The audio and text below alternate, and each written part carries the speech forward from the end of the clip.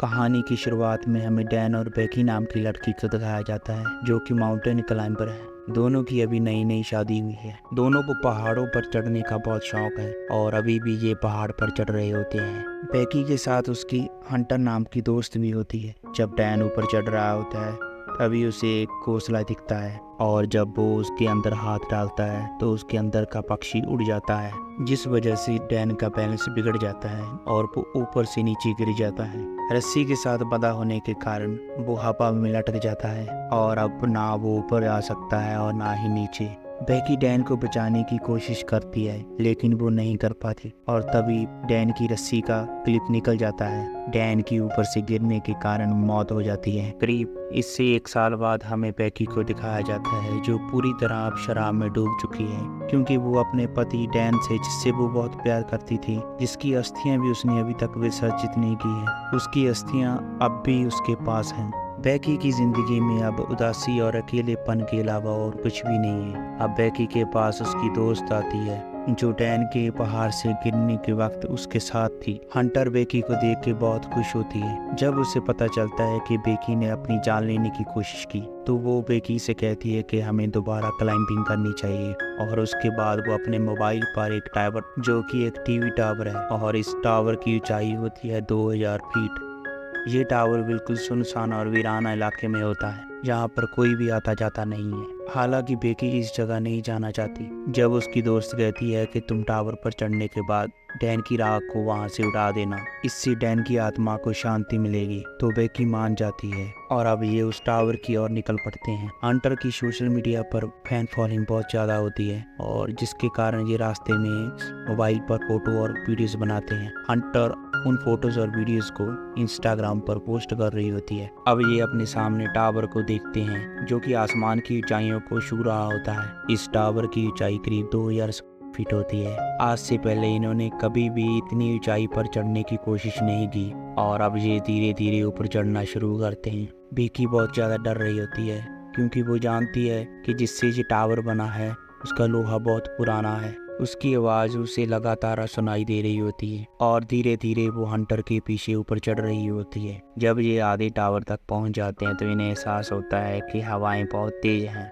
ये height Eiffel tower जितनी होती है, यानी लगभग पूरे 1000 फीट। अब ये लगातार ऊपर चढ़ना शुरू कर देते हैं, पर जब बेकी नीचे देखती है तो उसे डर लगना शुरू हो जाता है क्योंकि उसने डैन की मौत के बाद क्लाइंबिंग नहीं की। लगातार ऊपर चढ़ते हुए अब ये टॉप तक पहुंचने वाले होते हैं कि तभी बेकी एक सीढ़ी पर पैर रखती है और वहां से स्क्रू गिर जाते हैं जिसके बारे में इन्हें पता नहीं चलता और अब ये दोनों टावर के टॉप पर, यानी कि 2000 फीट पर पहुंच चुके हैं। यहाँ से दुनिया इन्हें बहुत अलग दिख रही होती है। इतनी हाइट पर चढ़ने के बाद और टारगेट को अचीव करने के बाद अब बेकी को अच्छा लग रहा होता है। टावर के टॉप पर पहुंचने के बाद दोनों के दोनों खुशी से झूम रहे होते हैं और बहुत सारी फोटो क्लिक करते हैं। हंटर वीडियो बनाने के लिए अपने साथ एक ड्रोन कैमरा लाई होती है जिसे वो इंस्टाग्राम पर अपलोड कर सके।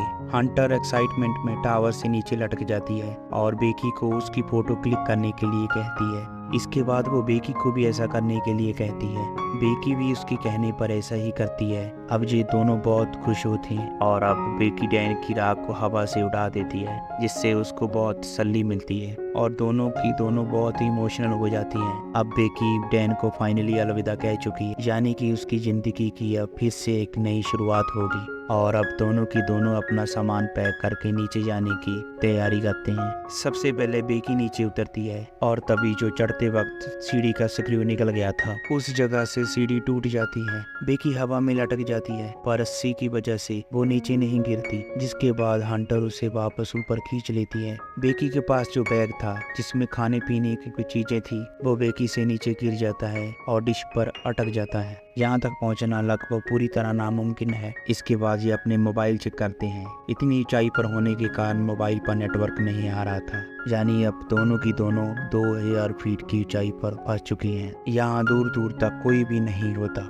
अगर कोई हुआ भी तो इतनी ऊंचाई से इनकी आवाज नहीं सुन सकता। इस टावर के ऊपर एक बॉक्स होता है जिसके अंदर एक फ्लेयर गन और एक दूरबीन होती है। दिन में फ्लेयर गन इस्तेमाल करने का कोई भी मतलब नहीं था, क्योंकि फ्लेयर गन को दिन में कोई भी नहीं देखेगा। अब ये दूरबीन से देखते हैं तो सामने इन्हें एक गाड़ी दिखाई देती है, लेकिन वो लोग इन्हें इतनी ऊंचाई पर नहीं देख सकते, ना ही इनकी आवाज सुन सकते हैं। हंटर फिर से एक बार अपना मोबाइल चेक करती है। जो पोस्ट इसने टावर के नीचे से की थी वो अभी इंस्टाग्राम पर अपलोड हो चुकी है, जिस पर बहुत सारे लाइक्स और कमेंट्स आए होते हैं, जिसका मतलब है कि टावर के नीचे अब भी नेटवर्क आ रहा है। और अब हंटर मदद के लिए अपने मोबाइल पर एक मैसेज को टाइप करती है, इंस्टाग्राम पर उसे पोस्ट कर देती है। इसके बाद वो अपने मोबाइल को रस्सी से बांधकर टावर से नीचे लटकाती है, ताकि नेटवर्क आने के कारण उसका मैसेज पोस्ट हो सके। लेकिन बहुत देर तक ट्राई करने के बाद भी ऐसा नहीं होता, और अब हंटर अपने मोबाइल को अपने शू के अंदर डालकर ऊपर से नीचे फेंक देती है, ताकि नीचे गिरने के बाद उसका मैसेज चला जाए और कोई न कोई इनकी मदद के लिए वहां आए। शू के अंदर रखने के कारण इनका मोबाइल नहीं टूटा, और कुछ ही देर बाद ये ऊपर से दूरबीन से देखते हैं, जहाँ इन्हें नीचे एक इंसान मोबाइल पर बात करते दिखाई देता है। उसके साथ उसका डॉग भी होता है। वो टावर के ऊपर ना ही इन्हें देख सकता है और ना ही इतनी ऊंचाई से इनकी आवाज सुन सकता है।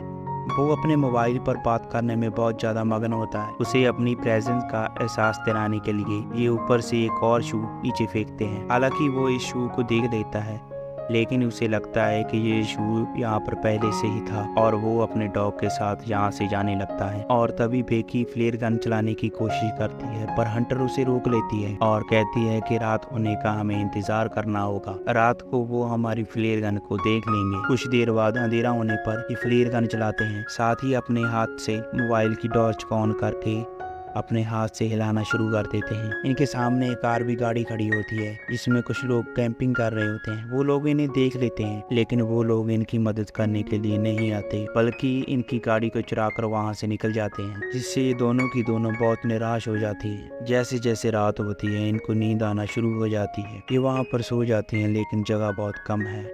नींद आने के कारण हंटर ऊपर से गिरने लगती है, लेकिन बेकी उसे पकड़ लेती है। तभी वो देखती है कि उसके पैर पर एक टैटू बना है, जिस पर लिखा होता है कि 143। ये देखकर बेकी हैरान हो जाती है, क्योंकि उसका हस्बैंड डैन उसको हमेशा कोड वर्ड में ही आई लव यू कहता था, यानी कि 143। वो समझ जाती है कि डैन और हंटर के बीच में कुछ न कुछ था, और जब वो हंटर से पूछती है तो वो एक्सेप्ट कर लेती है और वो बेकी से माफी भी मांगती है। लेकिन बेकी अब पूरी तरह से टूट चुकी है। बेकी की नजर अब भी उस बैग पर होती है, जो बैग नीचे उस डिश पर अटका हुआ है, जिसके अंदर इनका ड्रोन और खाने पीने की चीजें हैं।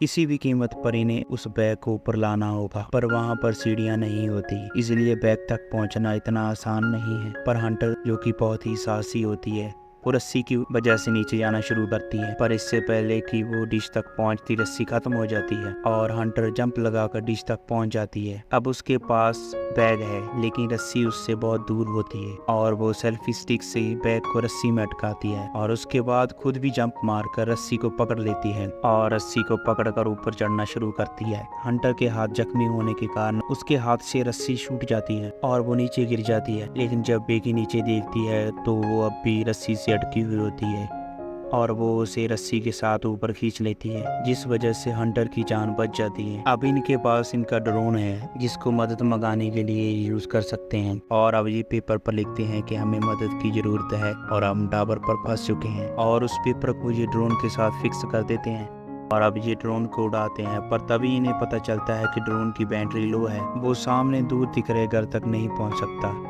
इसलिए इनको अपने ड्रोन को वापस बुलाना पड़ता है। और अब फिर से रात हो जाती है। रात को बेकी जब सोती है तो देखती है कि टावर के ऊपर एक लाइट चल रही होती है, यानी कि वहाँ पर करंट है। वो बड़ी मुश्किल से टावर के ऊपर चढ़ती है और ड्रोन के चार्जर से वो उसे चार्ज करना शुरू करती है। जब तक ड्रोन चार्ज नहीं होता उसे वहीं पर लटके रहना पड़ता है। जब ड्रोन पूरी तरह से चार्ज हो जाता है तो बेकी नीचे उतरती है और अब ये दोनों ड्रोन पर उसी चिट को लगाते हैं जिस पर लिखा होता है कि इन्हें मदद की ज़रूरत है। और अब ये ड्रोन को उस होटल की तरफ भेजते हैं जो इन्हें सामने दिखाई दे रहा होता है। इससे पहले कि ये ड्रोन होटल तक पहुंचता वो एक गाड़ी से टकरा जाता है और टूट जाता है और इसके साथ ही इनकी आखिरी उम्मीद भी टूट जाती है। अब इन्हें कोई उम्मीद नहीं है, कोई इन्हें बचाने यहाँ पर आएगा। अब बेकी की हालत बहुत ज़्यादा खराब हो चुकी है। बेकी हंटर से कहती है कि तुम मुझे अपना शू दो।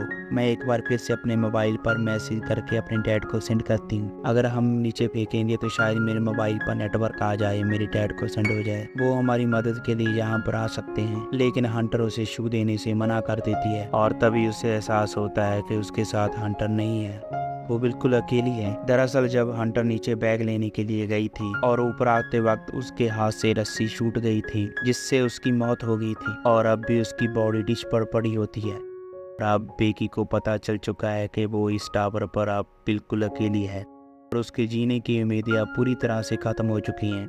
मरने से पहले वो अपने पिता के लिए आखिरी मैसेज रिकॉर्ड करती है, लेकिन नेटवर्क ना होने के कारण वो मैसेज यहाँ से सेंड नहीं हो सकता। वो वहीं पर सो जाती है।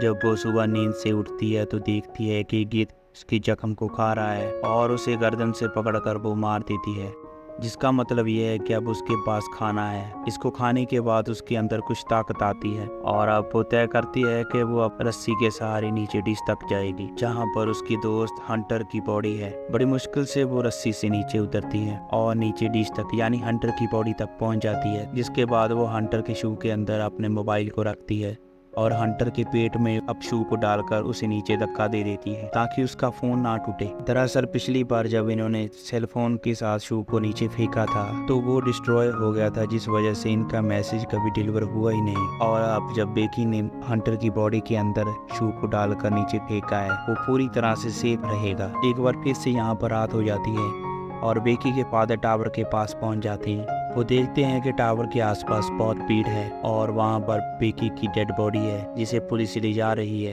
ये देखकर बेकी के फादर पूरी तरह से टूट जाते हैं क्योंकि वो अपनी बेटी से बहुत प्यार करते हैं। पर तभी वो देखते हैं कि पीछे बेकी खड़ी है जो पूरी तरह से ठीक है और दौड़कर वो बेकी को गले से लगा लेते हैं और इस तरह से बेकी की जान बच जाती है और यहीं पर ये कहानी समाप्त हो जाती है।